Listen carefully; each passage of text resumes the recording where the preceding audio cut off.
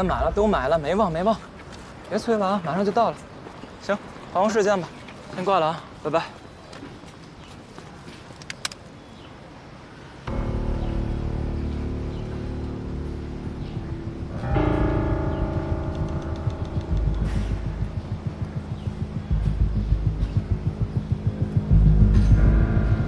谁给你办的案子，你去找谁。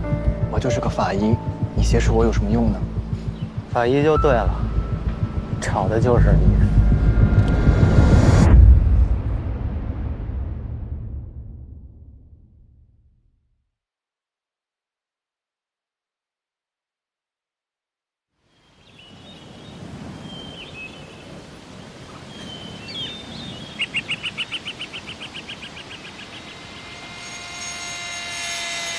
大哥，这批货需要签个单子，让他们都快着点儿，别等着出货了。好嘞，干活都快点啊！来来，你们几个干活快点，抓紧时间把尺寸给我量了啊！抓紧时间把木头给我裁了啊！那边着急要货呢。放电话，兄弟们来人了！快！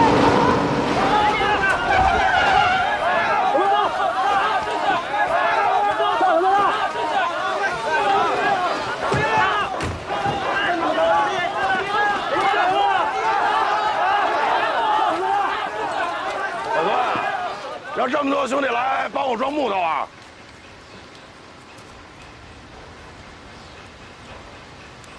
少爷，最近我们林场丢了不少批木头，损失了好几万呀。兄弟们累死累活的，都赔了进去。你说，这林场就咱们2家。1年到头也来不了1个人，难不成这木头长翅膀飞了？我一打听才知道，你最近多出了不少的货呀！啊，你什么意思呀？栽赃我呀？该干嘛干嘛去，没工夫搭理你。今天不把话撂清楚，一根木头都别想运出去！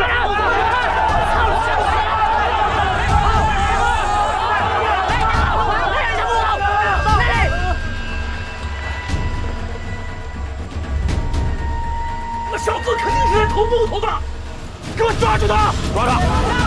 他妈都是海头了！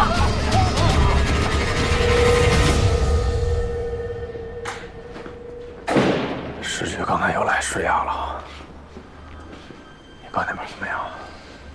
刚找人查了一下沿途的监控，凌晨4点多，24国道附近的一个加油站，我哥躲在一个正在加油的货车斗里边，在斗里躲了1宿。那他扛得住吗？不知道，从监控看，好像还行吧。哦，还有啊，就是失窃那辆货车一直不远不近地跟着我哥这辆车，估计就是那杀手。24国道的加油站，那是出京港的方向，杀手盯得真紧。是，还查了一下我哥上那辆车的车牌，是固定从迎宾西路附近的农贸市场到三道林的。这个点儿，我哥人应该已经到三道林了。我琢磨着，我想去一趟。你疯了！你们俩同时出现在同一个时空里，什么后果你比我清楚吧？我不能眼看着他等死啊！当然是，还有市局那会儿啊，24小时。你先别着急行吗？啊，你先坐着，坐下，你先。对，这样，我现在就给三道林打电话，好不好？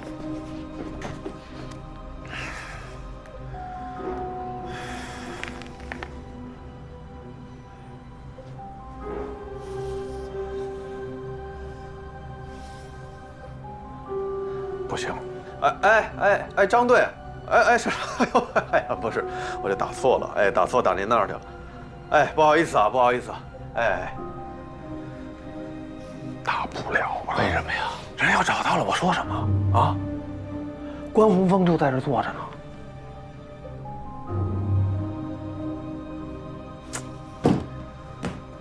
哎呦喂，咱先稳住了。如果这事儿换成你哥能让你这么干吗？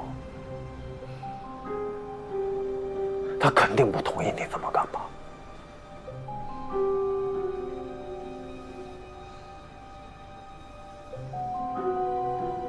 你跟你隔壁就差2字儿。师傅，哎呀，你不会敲门啊？我这2只手被这热气腾腾的早点给占全了，我咋敲？别地儿敲不了啊！这一天天的啊，除了破不了案子，别的啥也干不了。这一查，我们聊到哪儿都忘了。周子博，哦对，周子博啊，脱逃，是不是因为2年前他们家那个拆迁纠纷？但是2年前这时间也太长了，哎呀，记不清了。王儿，啊，把案情给我们念念啊，我们回忆一下，回忆一下。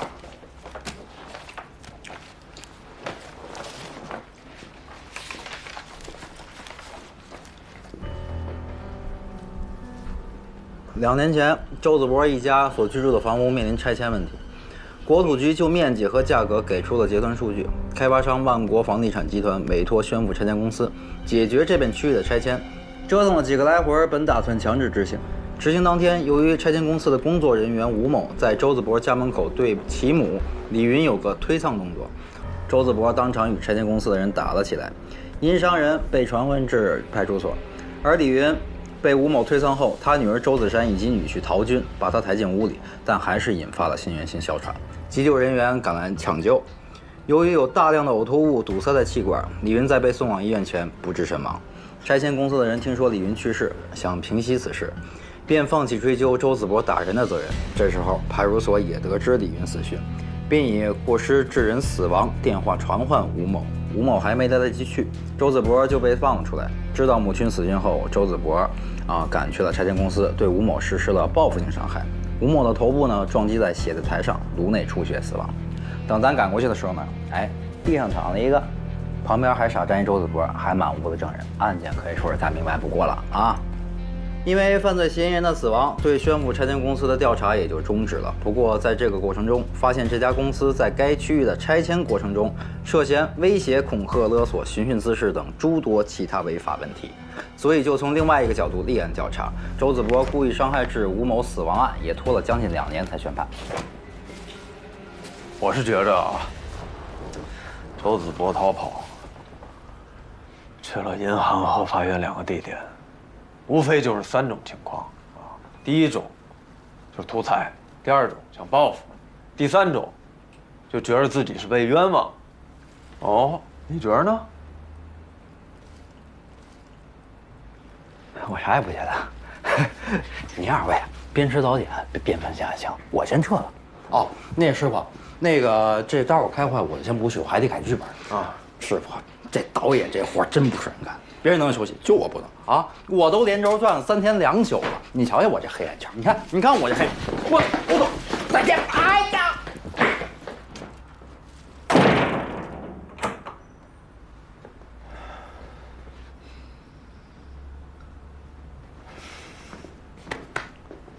别胡思乱想了，啊！你哥没那么好逮，我亲身经历过的。开会去。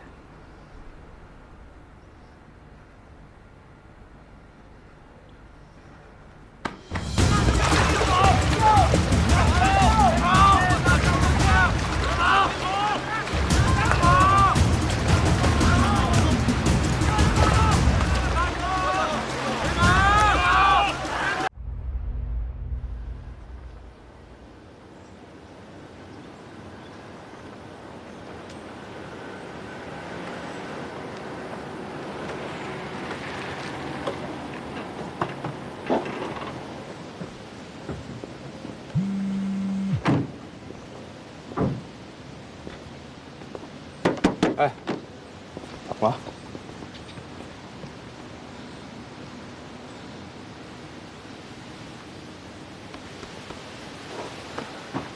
周队，郭队，哎，袁队，来墓地之前，给他姐打个电话，让他姐报的警，说是进去之前想再看他妈一眼。这个陶军呐，赌博成瘾，窟窿越补越大。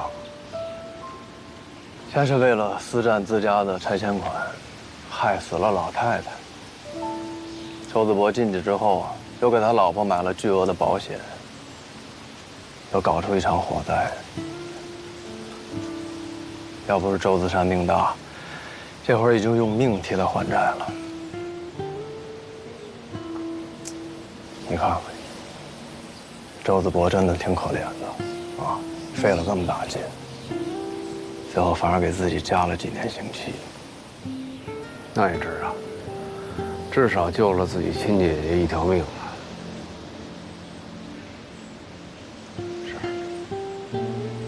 如果周子博没闹这一出，这个陶军早晚得让那张保险单生效。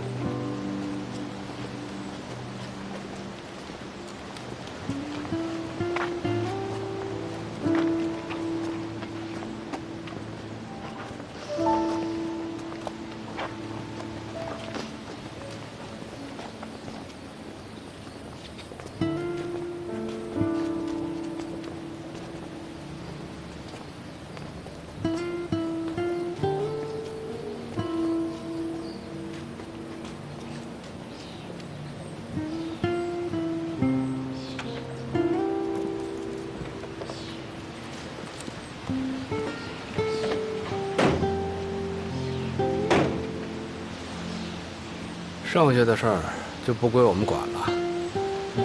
哎，他这种情况算不算是自首啊？啊？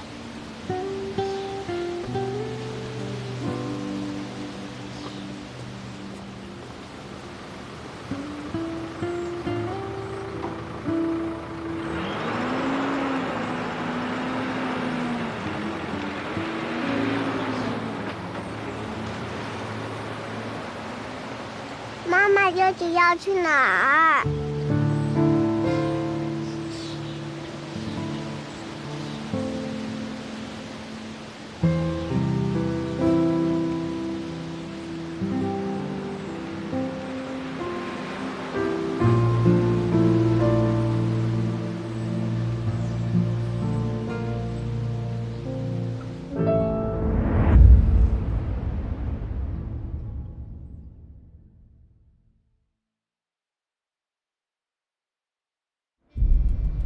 其实，你根本就没有必要瞒着我，把你的苦衷说出来。有什么困难，我们可以共同解决。这里面牵扯的事情太多了，我不能冒险连累你。不错，我当然希望你相信我是被冤枉的，我也会去查明真相。但是这件事儿，我只能自己亲自面对。别忘了。我是个被追捕的人，那我就是你的同谋。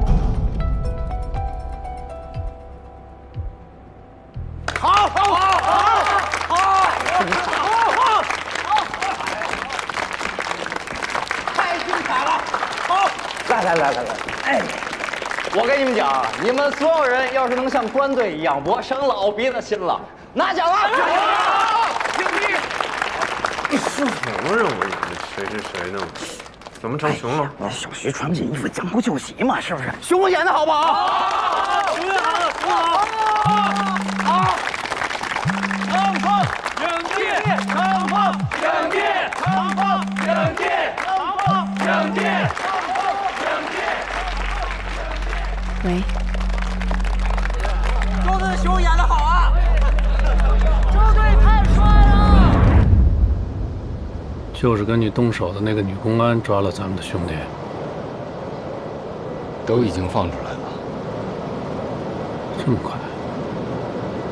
不是定的寻衅滋事吗？郭子找人从中运作了一下，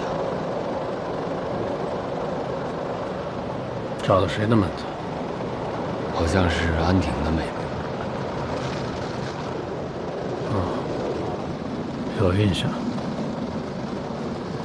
安婷，不就是死在原来长风的那个姓周的支队长手上吗？他妹为什么要帮我们？他是想让咱们帮他办新的身份和护照。这门子可靠吗？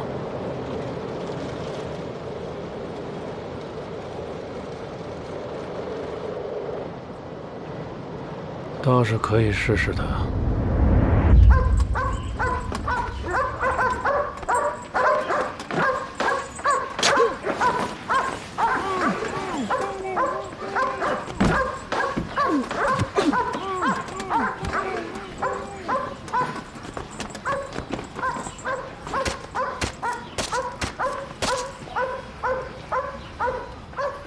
哎，王总，别他妈叫唤了！哎，没车你啊啊！您放心，您让那鱼我已经收拾干净了。嗯，你放心，我手底下那几个人干活的利索，啊，我保证，再纯的猫啊，也闻不着半点腥味儿。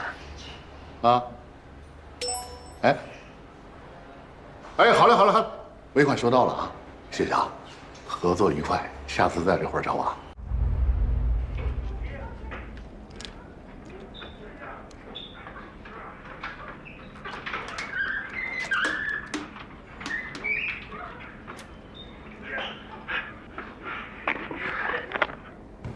现在就这么多。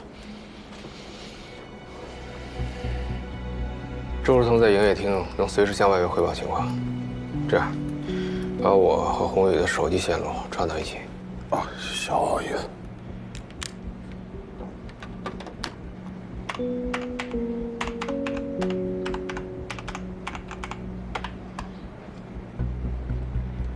把这返回点是不是？能用了啊。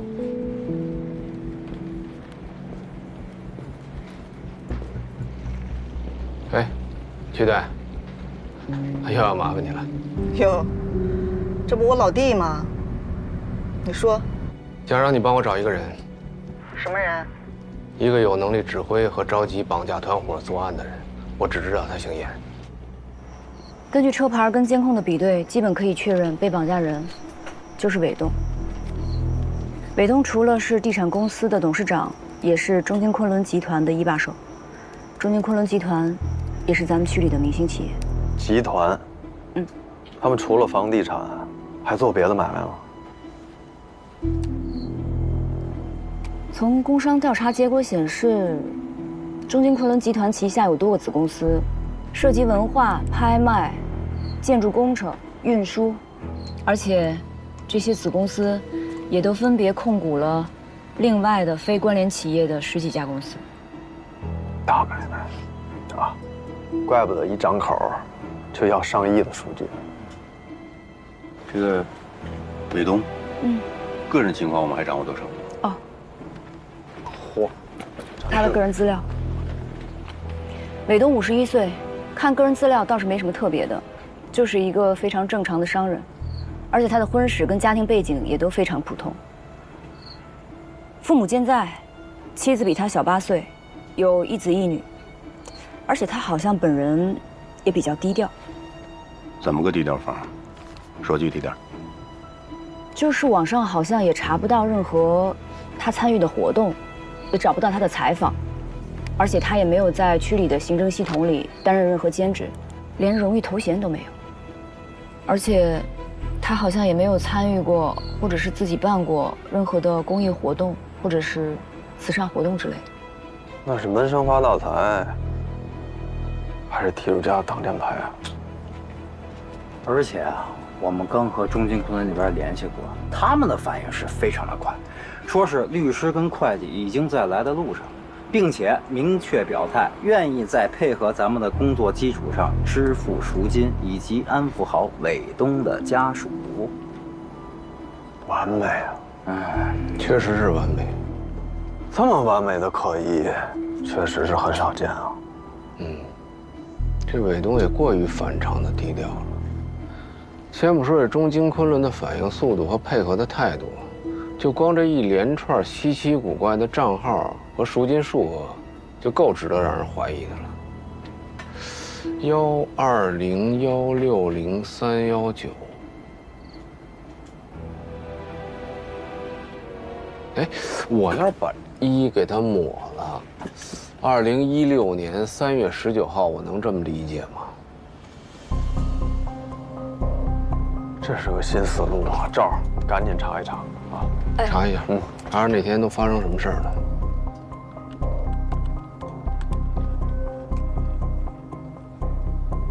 2016年3月19号，重庆马拉松开幕，中国民办教育及训练行业高峰论坛在上海举行。什么玩意儿？黄历、日历、算命。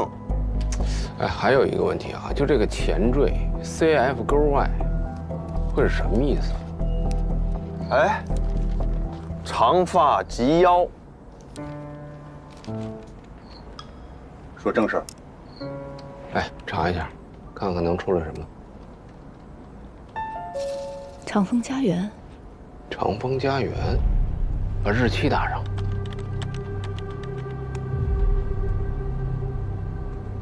长风家园开盘，一波三折，销售公司各出状况，项目流标。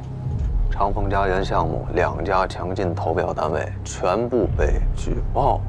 2016年3月19号。